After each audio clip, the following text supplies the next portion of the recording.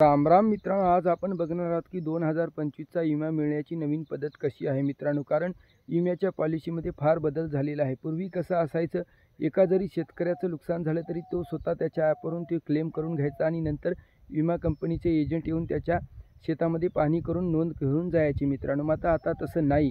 आता आपल्याला क्लेम करायचं ऑप्शनच ठेवलेलं नाही मित्रांनो. कारण आता नियम बदललेला आहे. जर आता फक्त नुकसान कोण्या स्थितीमध्ये मिळणार आहे आपल्याला, पूर्वी नाही का कोण्या जरी स्थितीमध्ये नुकसान झालं तरी त्याचा आपण क्लेम करू शकत होतो.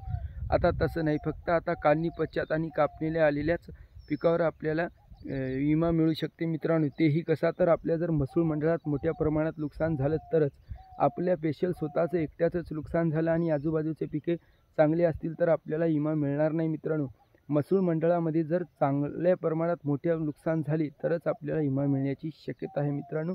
अशाच नवनवीन माहितीसाठी आपल्या चॅनेलला सबस्क्राईब करा, लाईक करा व्हिडिओला. धन्यवाद.